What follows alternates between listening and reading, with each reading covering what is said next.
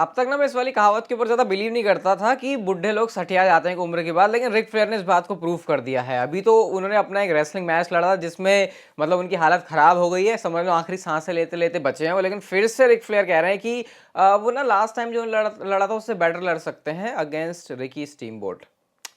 क्या ही बोलूं इसके बारे में। Okay, hello chatters, my name is Rohit and you are watching wrestle chatter. Welcome guys आपको वॉइस ऑफ रेसलिंग के आज के नए एपिसोड के अंदर। तो शुरुआत करते हैं सबसे पहले डब्ल्यूडब्ल्यूई के उस प्लान से जो कि इतनी जल्दी ट्रिपल एच कर देंगे मैंने एक्सपेक्ट नहीं किया था। अब ये मैंने आपको चैनल के ऊपर बताया था कि हमको ये बातें पता चल रही है कि ट्रिपल एच इंटरेस्टेड नहीं है इस मामले में कि गिमिक पीपीवी होगा कोई प्रीमियम लाइव इवेंट, बल्कि जो ऐसे मैचेस होंगे ना स्टिपुलेशन वाले, एग्जाम्पल के लिए हेल इन अ सेल की बात चल रही है यहाँ पे, तो हम उसके लिए डेडिकेटेड पेपर व्यू नहीं रखेंगे, बल्कि जिस जगह पर चाहिए होगा हम कर देंगे। तो रॉयल रंबल के अंदर प्लान्स आ रहे हैं कि डब्ल्यूडब्ल्यूई एक hello in a cell match रखने वाली है। अभी मेरे को ये समझ आया कि सिर्फ इतनी रिपोर्ट कैसे आई कि hello in a cell match रखने वाले हैं, ये तो पता ही नहीं चला कि पार्टिसिपेंट मैच के कौन होगा या फिर किस फ्यूड के अंदर होगा। कुछ स्पेकुलेशन आप लगा सकते हो कि ब्रे वाइट या फिर एलए नाइट का अगर मैच हो रहा है तो क्योंकि ये ब्रे वाइट थोड़े डार्कर साइड पर रहते हैं, स्ट्रक्चर थोड़ा सा खतरनाक सा है, तो फिर इससे लिंक कर सकते हैं इसको। अभी रिसेंटली एज के रिटर्न के रूमर्स भी काफी आ गए हैं जो कि जनवरी मंथ में हो सकता है, तो फिर कुछ रूमर्स है कि फिन बैलर और एज के बीच हो सकता है, लेकिन फिलहाल सिर्फ स्पेकुलेशन है।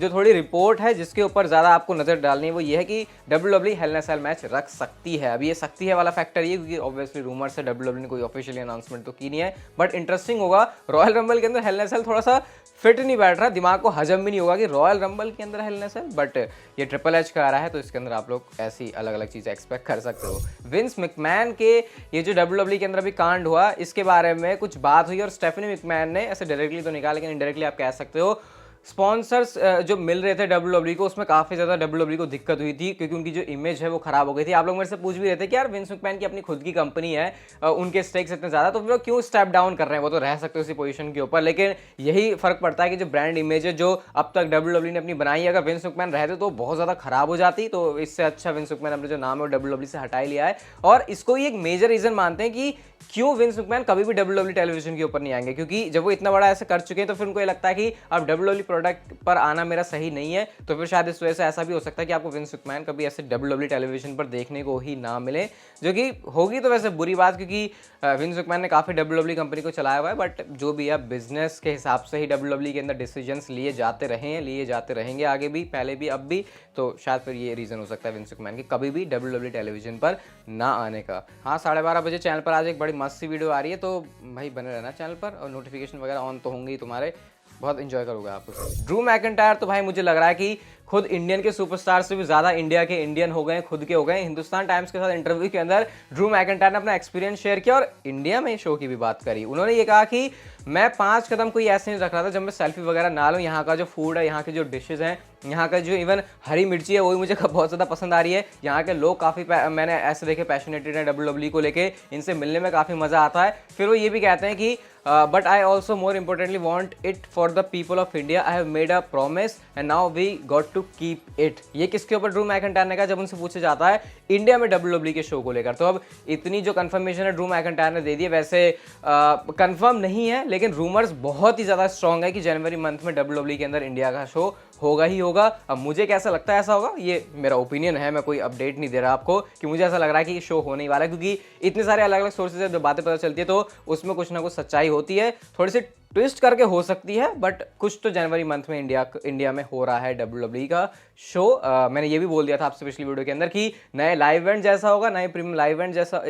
इवेंट जैसा होगा, बल्कि कुछ बीच का रास्ता डब्ल्यूडब्ल्यूई निकालने वाले, क्योंकि रॉयल रंबल से पहले है तो फिर प्रीमियम लाइव इवेंट होने का यहाँ पे ऐसे ज्यादा कुछ सेंस बन नहीं रहा। अगर ये चीज कर दी ट्रिपल एच ने तो बहुत बड़ा खेल हो जाएगा ये AEW के साथ में या फिर जो भी है ये फैंस के साथ में भी। विलियम रीगल जिन्होंने ज्यादा टाइम उनको हुआ नहीं है ऑलरेडी रेसलिंग कंपनी को ज्वाइन किया हुए, MJF के साथ उनकी जो स्टोरी है वो भी चल रही थी, MJF उनके ऊपर टर्न हो गए, फैंस सरप्राइज भी थे कि ऐसा कैसे हो गया MJF के साथ, अभी तो वो हैं। लेकिन guys according to the reports William Regal बहुत जल्दी डब्ल्यूडब्ल्यूई कंपनी के अंदर आने वाले हैं और मैं यही सोच रहा था कि ट्रिपल एच ने वॉर गेम्स से पहले विलियम रीगल का एक ट्वीट किया था जहां पे वो एक तरीके से ऐसे बता रहे हैं कि वो विलियम रीगल इस बंदे की बिना चीजें पूरी नहीं हो सकती, इनको मिस कर रहे हैं। तो फिर अगर वो AEW कंपनी के अंदर है तो ट्रिपल एच ऐसा कैसे कर रहे हैं, तो वो ऐसा इसीलिए कर रहे हैं क्योंकि शायद वो अंदर ही अंदर विलियम रीगल को पहले ही लॉक कर चुके थे। और रिपोर्ट तो ये भी है कि विलियम रीगल जब डब्ल्यूडब्ल्यूई टेलीविजन पर आने वाले हैं तो वो जनरल मैनेजर के रोल के के साथ आएंगे मेन रोस्टर के ऊपर। तो ये मेजर रोल ट्रिपल एच थमाने वाले हैं विलियम रीगल को, अगर वो WWE कंपनी के अंदर आ रहे हैं। वैसे अगेन रिपोर्ट्स काफ़ी सारे अलग अलग सोर्सेज की तरफ से, PW इनसाइडर ने भी इसको रिपोर्ट किया, तो फिर इस बात में काफ़ी हद तक आप लोग सच्चाई मान सकते हो। अब देखते हैं ये चीज़ कब तक हो रही है और विलियम रीगल इतनी जल्दी WWE के अंदर आ जाएंगे। आई थिंक सारा ट्रिपल एच के ऊपर ही जाएगा क्रेडिट, और मेरे ख्याल से जनरल मैनेजर का रोल उनको बहुत जल्दी दे देंगे, क्योंकि ऐसा ये ओल्ड स्कूल टाइप की WWE वाली फील देना ट्रिपल एच को ज़्यादा पसंद है, और जब जनरल मैनेजर होते हैं शो के ऊपर तो शायद फिर उससे वो फील ज़्यादा आती है। नेक्स्ट स्टोरी की तरफ गाइस हम लोग चलते हैं, और रैंडी ऑर्टन के बारे में रिसेंटली मैंने आपको बताया था, उनके फादर बॉब ऑर्टन ने अच्छी अपडेट दी है, लेकिन टेडी लॉन्ग ने कुछ अच्छी बात तो नहीं बोली उनके बारे में, और मैं आपको ये बता के रहा हूँ, पहले चीज़ बताता हूँ फिर डिस्कस करते हैं इसको। टेडी लॉन्ग ने ये कहा कि आई होप रैंडी ऑर्टन सही डिसीजन ले, क्योंकि जिस टाइप की उसको इंजरी हुई है, अगर वो रेसलिंग रिंग से दूर भी रहना चाहता है तो वो उसके लिए शायद हो सकता है एक अच्छी चीज़ हो, बट अगेन जो डॉक्टर्स कहते हैं वही चीज़ रैंडी ऑर्टन को करनी चाहिए। तो ऐसा टेडी लॉन्ग बहुत शुभ चिंतक हैं, ऐसा मत समझना कि वो कुछ मतलब कुछ तो होता नहीं, बिल्कुल ही ऐसा लगता है नशे में बंदा बोल रहा है, समझ रहे होगे आप लोग मैं किसकी बात कर रहा हूँ। तो टेडी लॉन्ग ने अच्छे फ्रेंड भी है उनके, उन्होंने यहाँ पे कहा, बट आई थिंक ये अब मुझे लगता नहीं है रैंडी ऑर्टन के साथ सीन उतना सीरियस है जितना पिछले कुछ टाइम में लग रहा था, क्योंकि जब फादर ने खुद से उनके बारे में स्टेटमेंट दी है और उन्होंने ये कहा कि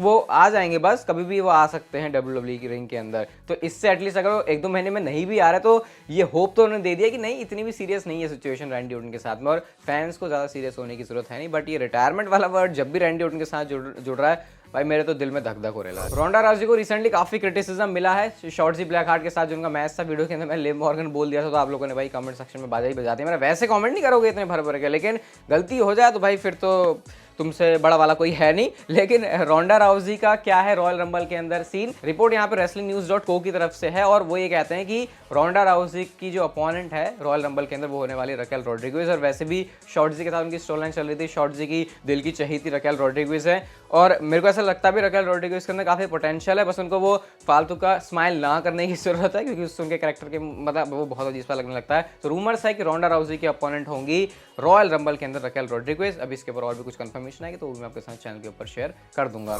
नेक्स्ट स्टोरी ये WWE से रिलेटेड भी है और साथ में और चीज से रिलेटेड भी है। मोस्ट व्यूड यूट्यूब चैनल्स कौन से हैं, ये आप लोग टॉप 10 की लिस्ट देख सकते हो, टी सीरीज, और बाकी ये कोई यूएसए का चैनल है, बाकी फिर इंडिया के चैनल भी हैं, सेट इंडिया, सोनी सब, किड्स, डायना शो, WWE यहाँ पे 7वें नंबर पर करती है। और अगर आप देखो नंबर 1 पर टी सीरीज है 208 बिलियन व्यूज के साथ में, और जो 7th पोजीशन पर है वो WWE है 72 बिलियन व्यूज के साथ में। मतलब जो टॉप्स है उसके आधा है, मतलब, लेकिन फिर भी आधा का मतलब ये नहीं कि इतनी कम, लेकिन WWE काफी ऊपर रैंक करती है भाई, टॉप 10 में ही है WWE, यही बड़ी बात है। बट फिर मुझे ये समझ नहीं आता कि ये सारे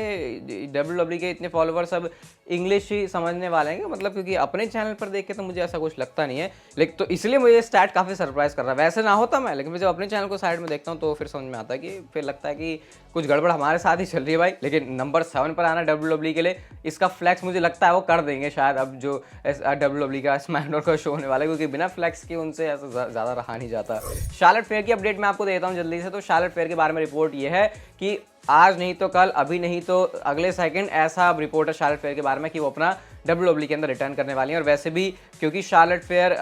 मतलब शायद हो सकता है रॉयल रंबल वो प्लेस हो सकती है, कुल मिला के बात ये है, क्योंकि अब वो जो है पूरी तरीके से फिट भी हो गई हैं और उनका अब WWE रिंग से ज़्यादा बाहर रहने का कोई सेंस बनता नहीं है। अगली स्टोरी की तरफ गाइस हम लोग चलते हैं, और फिन बैलर के बारे में एक मेजर अपडेट ये है कि ट्रिपल एच उनको बहुत तगड़ा वाला बिल्कुल ऊपर तक पुश करने वाले हैं, मून तक पुश करने वाले हैं। अब ये बात तो आपको पता ही है कि ट्रिपल एच फिन बैलर को एक बहुत तगड़ा गाय देखते हैं अपनी कंपनी के अंदर। हमने ये भी देखा था कि NXT के अंदर जो जाने का ऐसा चलन शुरू हुआ कि मेन रोस्टर से भी बंदा NXT पर जाकर सिर्फ उसको ये नहीं कह सकते कि उसको नीचे लेके गए हैं, बल्कि उसका काइंड ऑफ वो प्रमोशन ही है, क्योंकि मेन रोस्टर पर वो कुछ कर नहीं रहा था। तो ये सिर्फ मैं आपको समझाने के लिए कह रहा हूँ कि फिन बैलर को